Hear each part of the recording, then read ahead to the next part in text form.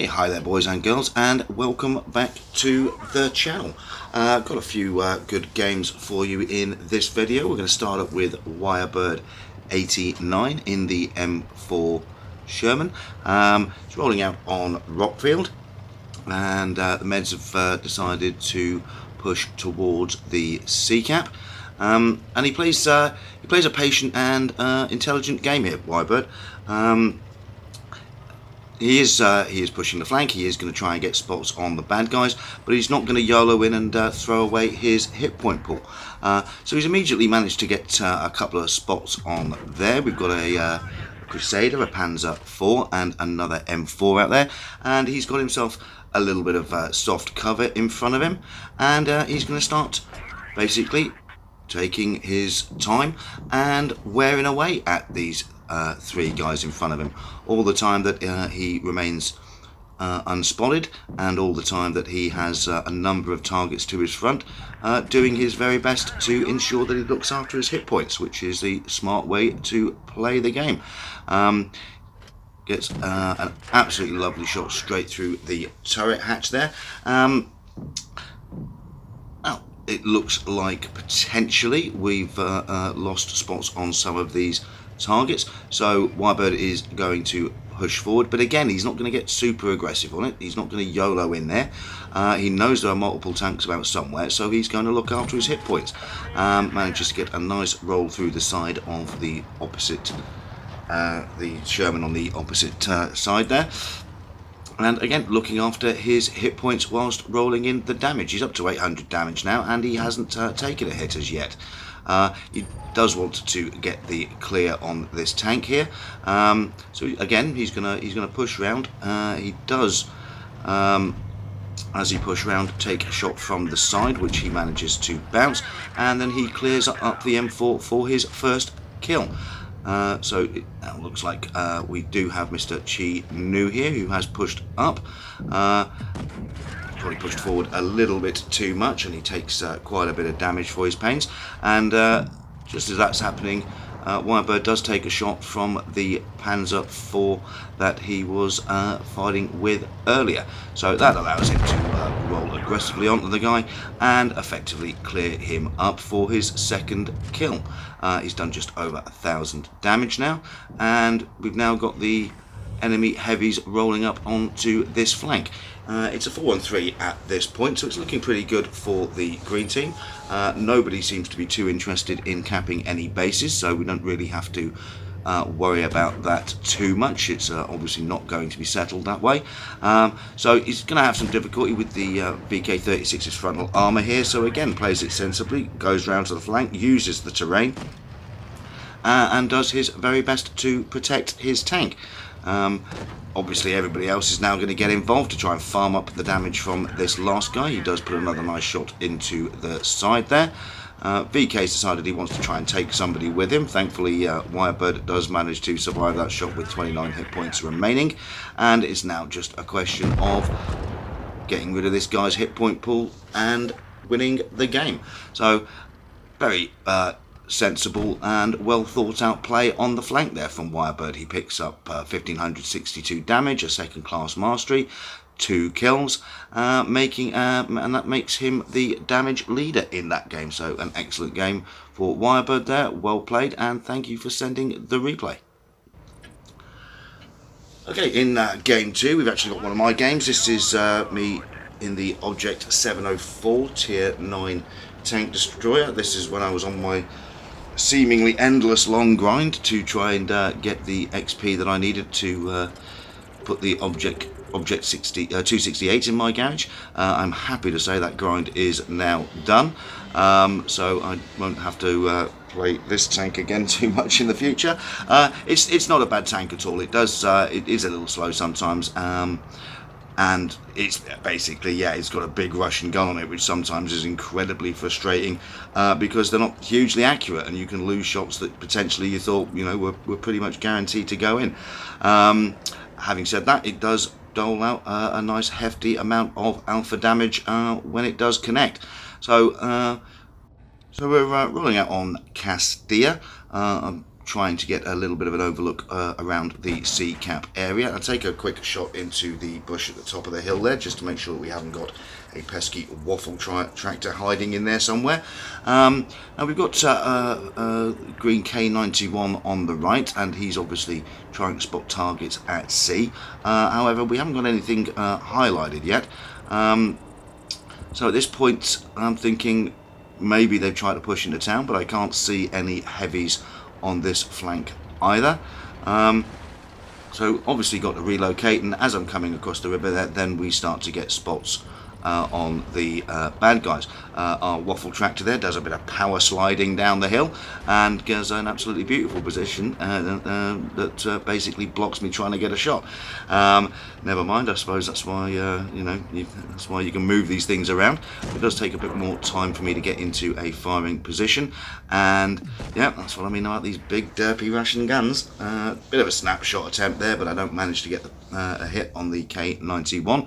However, the enemy waffle tractor has decided to push forward quite aggressively, so I'm going to load up the HE, and this time basically wait until the reticule is completely locked on target and roll him for a very nice 899 alpha there. So he's pretty much taken out straight away. There's a bit of a duel going on with the two K91s over there, and yeah, I couldn't believe that when I saw that one hit the ground just before the target. I mean, yeah, what can you do about that? Sometimes it just, sometimes the RNG on the old dispersion there just won't be your friend. So we've got another waffle tractor pushing it down the hill now, so whacking the HE again, take a snapshot. Thankfully I do get a bit better luck with that one. I'm managing to get it through the turret for another high alpha roll, and our K91 has done a great job on that flank there, with a bit of support from the two TDs, clearing up that flank. As you can see, we are in a supremacy game, but once again, nobody seems to be too concerned about capping bases, so we don't really have to worry about that. However, now I'm going to start getting into it with a fully hit-pointed up Death Star. Now, if he hits me with a high roll through the side with HE, potentially he can actually destroy this tank in one shot. So what I don't want to do is poke this guy sideways. I want to make absolutely certain I know where he is and where his gun is pointed. Now at this point I'm thinking he's driven past me, so I might be able to present the front of my tank and get around here. As I'm rolling up on him here, however, I do get spotted, and I think that then gives him the opportunity to turn, and he's going to be staring straight at me when I whack in my first shot. I take a nasty 1100 hit point damage there. So I have got a faster reload than this guy, so I'm fairly certain I can get another shot in. So I whack another roll into him there, and now I'm going to roll back because his reload will be almost complete. I'm going to try and use the height advantage I have here, get around the corner. Thankfully, one of my teammates helps me out and puts a shell into him, removing him from the game. So it's 3-on-1 now. It's looking like a pretty simple win at this point. However, I'm aware that we've only got TDs left on our team, and the enemy tank is a one-shot, but he's a med. So I'm going to dash into B here, just to make absolutely certain that this guy doesn't go hiding and run us around. Try and put a few victory points on the board, and then see if I can get shots on him. I don't think I actually do get a look at him. But yeah, looks like two of our guys now are going to start chasing this fella down, and yeah, as I come to relocate after capturing the base, these guys take him out. So a pretty nice win there. I didn't get any kills in that game, but a couple of nice high alpha shots, dealing out just over 3,000 damage.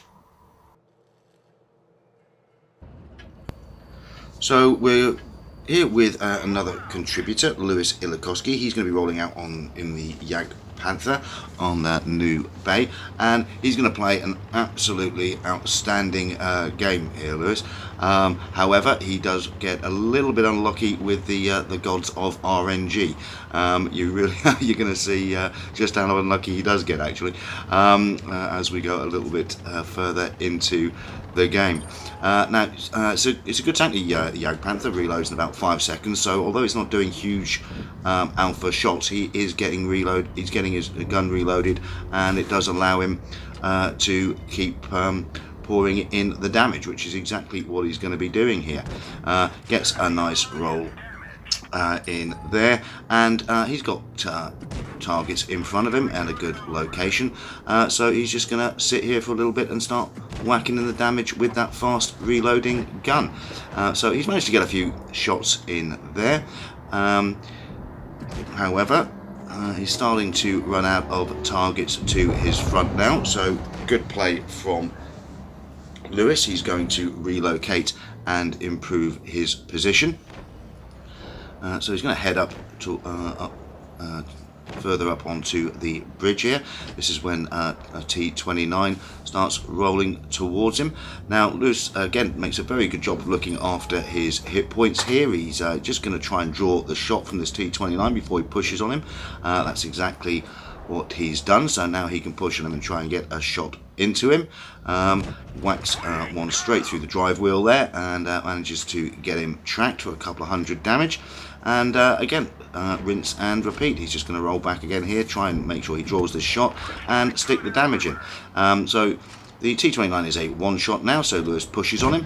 Unfortunately, gets a low roll there and doesn't get the clear on him immediately, but does manage to bounce the shot and gets him cleared up with his reload. So we're already seeing that sometimes RNG is not your friend. However, he rolls around the corner here, picks up another quick kill as he's doing so. So he's done just over 1,300 damage. He's already picked up 2 kills. The green team are a tank down at this point. However, it's still a pretty close game.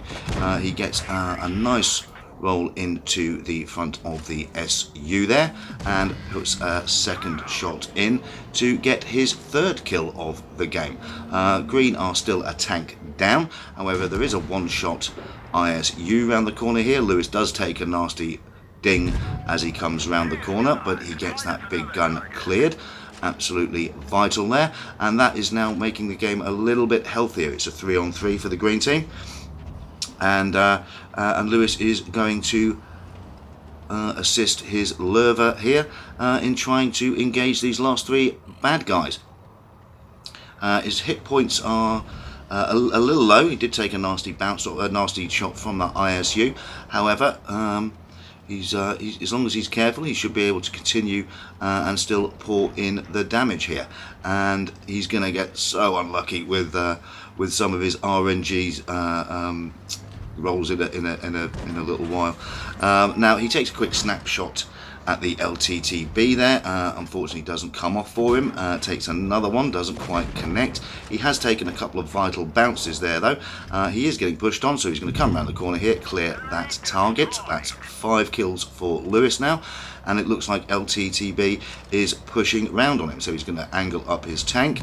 Another shot goes wayward there. This guy's obviously got 9 lives. However, Lewis isn't going to let him go, so as he comes round here, Lewis pops 85 into him for his 6th kill. Now, one of the kills that Lewis had earlier, he actually got a max roll with RNG, and that unfortunately was a one-shot tank, and he only got 6 hit points for it. Now he absolutely needs a good roll, and as he comes down here, gets his shot, he whacks it in. It's only a 230 roll, and that leaves the enemy tank with only 4 hit points. Just when he needed the high roll there, he doesn't quite get it, which allows the enemy tank to clear him and leaves him with only 4 hit points. So effectively there, with 6 kills, that 4 hit points was the difference for Lewis in getting a Raz and not getting a Raz. This game can be a very cruel place at times. Outstanding game nonetheless. 6 kills, picking up a variety of different rewards there. Just over 2,000 damage, but he was obviously getting a lot of kill shots. Just outstanding play all round from Lewis, and a real pleasure to watch that game. So thank you very much indeed. I'd like to thank both of our contributors today, Wirebird89 and Lewis Ilikoski. Thank you all for watching, and as always, good hunting and bye for now.